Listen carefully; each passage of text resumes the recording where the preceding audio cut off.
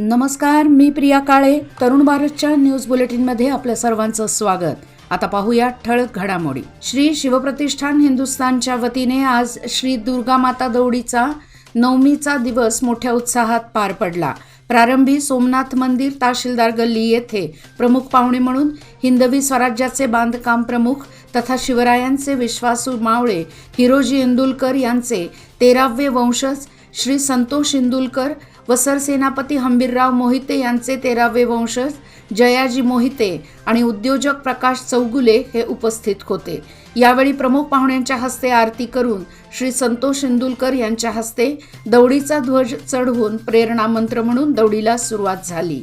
तहसीलदार गल्ली, फुलबाग गल्ली, पाटील गल्ली, भांदूर गल्ली, तानाजी गल्ली व शनी मंदिर करत येथेच दौडीची सांगता झाली. टिळकवाडी बेळगाव येथील साई मंदिरात श्री साईबाबांच्या 105व्या पुण्यतिथीनिमित्त विविध धार्मिक कार्यक्रमांचे आयोजन करण्यात आले आहे.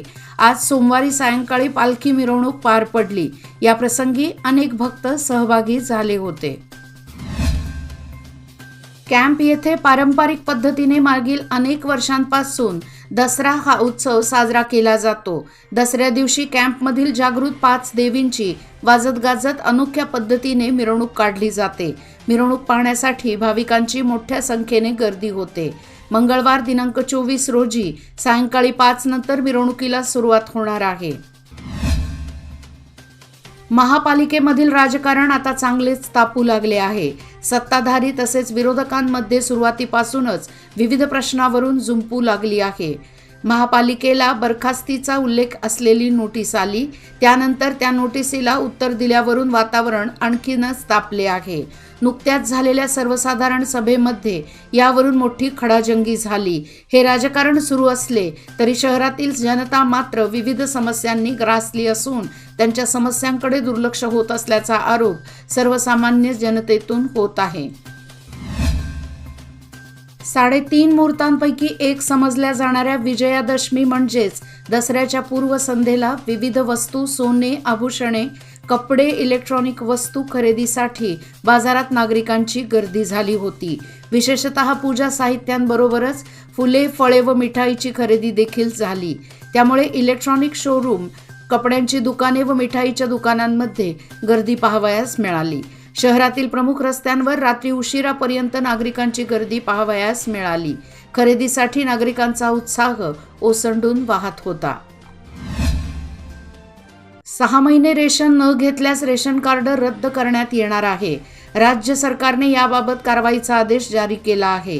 केंद्र सरकारच्या प्रधानमंत्री गरीब कल्याण योजनेअंतर्गत रेशनचे वितरण केले जाते. मात्र काही लाभार्थ्यांकडून रेशन घेतले जात नसल्याचे समोर आले आहे.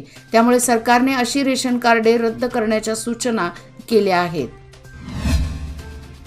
बेळगाव व बेळगाव जवळच्या पंत बाळेकुंद्री येथे श्री पंत महाराज बाळेकुंद्रीकर यांचा 118वा पुण्यतिथी उत्सव दिनांक 30 ऑक्टोबर ते दिनांक 1 नोव्हेंबर 2023 या कालावधीत आयोजित करण्यात आला आहे. या उत्सवाला महाराष्ट्र, कर्नाटक, गोव्यासह अन्य राज्यातून मोठ्या संख्येने येणाऱ्या भक्तांच्या उपस्थितीची दक्षता घेत देवस्थानच्या वतीने जय्यत तयारी सुरू करण्यात आली आहे. बेळगाव शहरामध्ये स्मार्ट सिटी अंतर्गत विविध चौकांमध्ये डिजिटल फलक उभारण्यात आले आहेत. मात्र हे फलक आता बंद आहेत. तर काही फलकांसमोर झाडांच्या फांद्या आल्याने ते फलक दिसेनासे झाले आहेत. तेव्हा तातडीने ते फलक सुरू करावेत. त्याचबरोबर या फांद्या हटवाव्यात अशी मागणी जनतेतून होत आहे. जिल्हा शिक्षणाधिकारी बसवराज नलतवाड लाच घेताना लोकायुक्त जाळ्यात अडकले. परंतु शिक्षणाधिकारी कार्यालयातील अद्याप बडे मासे गळाला लागलेले नाहीत. शिक्षणाधिकारी कार्यालय भ्रष्टाचारात बरबटलेले आहे हे सर्वांनाच माहीत आहे. परंतु केवळ एकच अधिकारी यामध्ये सहभागी नसून इतर अधिकारी व कर्मचाऱ्यांचीही चौकशी होणे गरजेचे आहे. JMFC न्यायालयाच्या आवारातील वकील समुदाय भवनाच्या 2ऱ्या मजल्याचे कामकाज सुरू झाले आहे.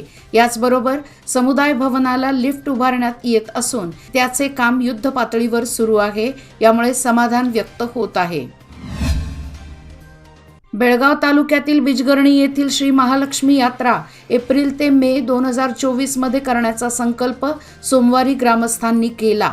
तब्बल 28 वर्षानंतर सदर यात्रा होणार असून सोमवारी गावातील सर्व देवांना गाराणे कार्यक्रम भक्तिमय वातावरणात पार पडला। ग्रामस्थांमध्ये सध्या उत्साहाचे वातावरण असून ग्रामस्थ आतापासूनच यात्रेच्या तयारीला लागले आहेत। भारतभर प्रसिद्ध असणाऱ्या वाघ बकरी चहा कंपनीचे कार्यकारी संचालक पराग देसाई यांचा भटक्या कुत्र्यांच्या हल्ल्यामुळे मृत्यू झाला आहे। 9 दिवसांपूर्वी ते पहाटे चालण्याचा व्यायाम घेत असताना त्यांच्यावर हा हल्ला झाला होता। त्यांना रक्तबंबाळ स्थितीत रुग्णालयात नेण्यात आले होते, पण 7 दिवसांनंतर सोमवारी त्यांचा मृत्यू झाला। ते अवघ्या 49 वर्षाचे होते, अशी माहिती देण्यात आली। गुंजी येथील जागृत देवस्थान श्री माऊली देवी यात्रोत्सव आज मंगळवार दिनांक 24 पासून पालखी सोहळ्याने प्रारंभ होणार आहे। श्री माऊली देवी ही पंचक्रोशीतील एक जागृत देवस्थान म्हणून ओळखले जाते। भक्तांची मनोकामना पूर्ण करणारी देवी असा लौकिक सर्वदूर पसरल्यामुळेच या यात्रोत्सवात बेळगाव, गोवा, कोल्हापूर, पुणे, मुंबईसह विविध भागातून अनेक भाविक यात्रोत्सवात दर्शनासाठी येतात। नागरमुन्नोळी येथील चोरी प्रकरणी सन 2022 मध्ये दाखल करण्यात आलेल्या गुन्ह्यात विजापूर येथील आरोपी नागराज साबू कुचनूर याला चिकोडी येथील प्रधान दिवाणी न्यायालयाचे न्यायाधीश अशोक R.H. यांनी 1.5 वर्षे सक्त कारावास व 5,000 रुपये दंडाची शिक्षा सुनावली। सदर प्रकरणी सरकारी वकील म्हणून बसवराज बसवंत ओसी यांनी तर तपास अधिकारी म्हणून A.K. मुरनाळ यांनी काम पाहिले। आरोपीला शिक्षा होण्यासाठी वेळोवेळी साक्षीदारांना हजर करण्यासाठी चिकोडी पोलीस ठाण्याचे उपनिरीक्षक बसनगौडा नेर्ली यांनी सहकार्य केले। मोदगे तालुका हुक्केरी श्री शिवप्रतिष्ठान हिंदुस्थान दौड नवरात्र उत्सवानिमित्त आयोजित दुर्गा माता दौडला दिवसेंदिवस उत्स्फूर्त प्रतिसाद लाभत आहे। दौडची सुरुवात सोमवारी 16 ऑक्टोबर 2023 पासून सुरू झाली। गल्ली गल्लीतून रंगबिरंगी रांगोळ्या घालण्यात आल्या।